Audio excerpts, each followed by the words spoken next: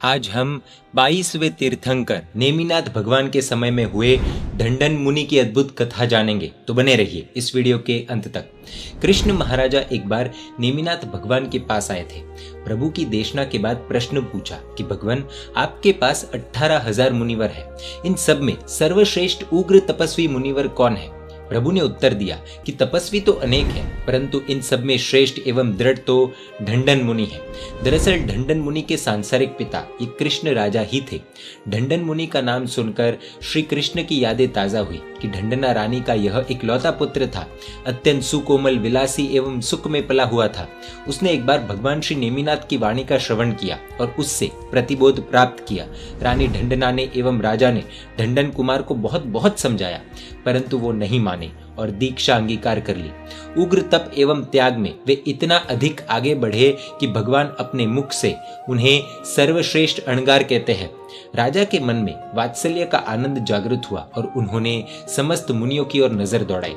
काफी ढूंढने पर भी उन्हें ढंढन मुनि दिखाई नहीं दिए, तो दोबारा प्रभु से पूछा कि भगवान, इनमें ढंढन अणगार नजर क्यों नहीं आ रहे हैं? प्रभु ने उत्तर दिया कि तपस्वी तो अनेक हैं, परंतु ढंढन का तप एवं धैर्य अटल है।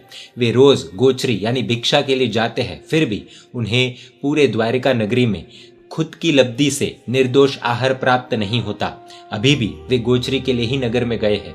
राजा ने कहा कि भगवान, इतनी विशाल द्वारिका में सबको निर्दोष आहार प्राप्त होता है, तो उन्हें क्यों नहीं प्राप्त होता? प्रभु ने उत्तर दिया कि राजन, पूर्व भव यानी कि पिछले के जन्म में उन्होंने आहार का अंतराय किया था, यानी कि किसी को भोजन में बाधा डाली थी। इस कारण से इस भव में उन्हें आहार का अंतराय हो रहा है। अन्य मुनियों को अंतराय नहीं है, इसलिए उन्हें निर्दोष गोचरी प्राप्त होती है। कर्म की सत्ता अटल एवं अटूट है। दरअसल ढंढन मुनि का जीव पूर्व भव में यानी कि पिछले एक जन्म में 500 मजदूरों का अधिकारी था, मालिक था। जब मजदूरों के भोजन करने का समय होता, तब भी वह प्रत्येक मजदूर को एवं बैल को भूखे रखकर काम करवाता। मजदूर हल तो चलाते, लेकिन उनका मन भोजन में ही रहता। समय व्यतीत हुआ और वह अधिकारी जन्म लेता लेता ढंढना के पुत्र के रूप में यानी कि ढंढन कुमार के रूप में जन्मा।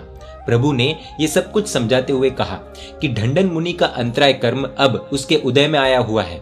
इसी अंतराय के कारण ढंढन मुनि को निर्दोष गोचरी प्राप्त नहीं हो रही है। प्रभु ने कहा कि कर्म तो सबके उदय में आते हैं, लेकिन ढंढन का पुरुषार्थ अद्भुत है।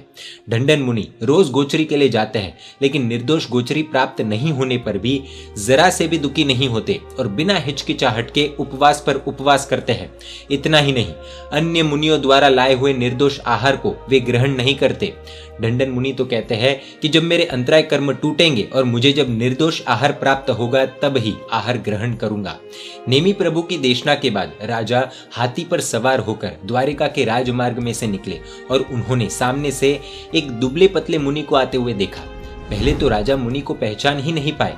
पास आकर देखा तो पता चला कि वे तो उनके पुत्र मुनि यानी कि ढंढन मुनि ही है। राजा हाथी से नीचे उतरे, ढंढन मुनि की 3 प्रदक्षिणा दी और वंदन करके बोले कि भगवान, आपके दर्शन मेरे परम सौभाग्य के सूचक है। लेकिन ढंढन मुनि सहजता से मौन रहे और आगे बढ़ गए। राजा पुनः पुनः उनके तप की अनुमोदना करते हुए आगे चले और मुनि भी आगे बढ़ते गए। वहां पर एक वणिक ने राजा द्वारा ढंढन मुनि को वंदन करते हुए देखा, तो उसे लगा कि ये कोई महान मुनि है, इसलिए शायद राजा इनको वंदन कर रहे हैं। ये दृश्य देखकर अत्यंत सम्मान पूर्वक उन्हें गोचरी में लड्डू वहराए। ढंढन मुनि ने अच्छी मात्रा में गोचरी ली और उसे निर्दोष गोचरी मानकर उसे लेकर भगवान के पास आए। ढंढन मुनि ने भगवान को आहार बताते हुए कहा कि भगवान, बहुत दिनों के पश्चात आज मुझे निर्दोष आहार प्राप्त हुआ है। मेरा अंतराय कर्म अब अवश्य क्षय हुआ है, यानी मेरे अंतराय कर्म अब टूट गए हैं। प्रभु ने कहा कि ढंढन, यह आहार तुम्हें अंतराय क्षय होने से प्राप्त नहीं हुआ है, बल्कि राजा के सम्मान के कारण वणिक ने तुम्हें निर्दोष आहार प्रदान किया है। ढंढन मुनि ने पूछा कि भगवान, तब तो इसमें लब्धि राजा की है, मेरी तो नहीं है ना? यानी कि ये आहार मेरे कारण नहीं बल्कि राजा के सम्मान के कारण मिला है ना? प्रभु ने कहा कि हाँ, ये बात सत्य है। 6 महीनों तक आहार प्राप्त नहीं हुआ, बावजूद इसके हंसते हंसते सहन करने वाले ढंढन मुनि नगर के बाहर आए। निर्दोष भूमि देखकर वहां खड़े रहे और झोली में से लड्डू हाथ में लेकर चूरा करने लगे। ढंडन मुनि लड्डुओं का ही चूरा नहीं कर रहे थे, बल्कि इस प्रकार मानो कि वे अपने कर्म पिंड का ही चूरा कर रहे थे, यानी कि कर्मों को क्षय कर रहे थे। इस प्रकार उनकी विचारधारा आगे आगे बढ़ती गई। इतने दिनों से आहार प्राप्त नहीं हुआ तो लोगों पर क्रोध भी आ सकता था, लेकिन यहाँ पर उनकी सोच अलग थी। 500 मनुष्य के इतने सारे जानवरों के भोजन में अंतराय डालने वाले पूर्व भव में क्या मैंने थोड़ा भी सोचा था कि मैं किसी के भोजन में अंतराय कर रहा हूँ, यानी कि रुकावट डाल रहा हूँ या अटका रहा हूँ? मेरे द्वारा बांधे हुए अंतराय कर्म मैं नहीं भोगूंगा तो कौन भोगेगा?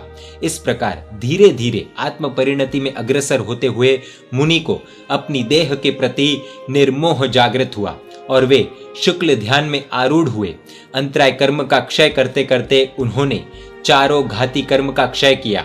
इस ओर लड्डुओं का चूरा पूर्ण करके उन्होंने उसे मिट्टी में मिला दिया और दूसरी ओर कर्म का चूरा करके, कर्म क्षय करके केवल ज्ञान प्राप्त किया। देवों ने देव दुंदुबी बजाई और चारों ओर जय जयकार का घोष हुआ। निर्दोष गोचरी की खोज भी केवल ज्ञान का कारण बन सकती है। ढंडन मुनि के जीवन से कुछ बातें समझने जैसी है। कर्म सिद्धांत या कर्म की सत्ता अटल एवं अटूट है।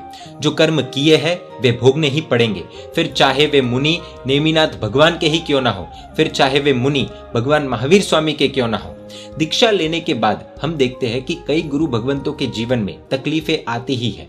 तब कुछ लोग ऐसा प्रश्न खड़ा कर देते हैं कि इन्होंने तो दीक्षा ले ली, फिर क्यों परमात्मा ने इनकी रक्षा नहीं की? या ऐसा भी प्रश्न पूछते हैं कि दीक्षा ली तो फिर इनको तकलीफ क्यों आई? ढंडन मुनि ने भी दीक्षा ली, वो भी नेमिनाथ भगवान के समय में, लेकिन पूर्व में किए गए कर्म उदय में आए और 6 महीनों तक उन्हें आहार नहीं मिला। फर्क सिर्फ इतना है कि तकलीफ आती है तो कमजोर व्यक्ति दूसरों को दोष देता है, दूसरों पर क्रोध करता है, और सही व्यक्ति खुद के कर्मों का दोष देते हैं। हम इमेजिन कर सकते हैं कि 6 महीने तक व्यक्ति को अगर नौकरी न मिले तो उस व्यक्ति की क्या हालत होगी। वो शायद डिप्रेशन में भी चले जाए तो आश्चर्य नहीं। यहाँ पर 6 महीनों तक आहार ही नहीं मिला तो इनकी स्थिति कैसी हुई होगी। लेकिन जो परमात्मा की शरण में जाते हैं वे कभी भी हार नहीं मानते।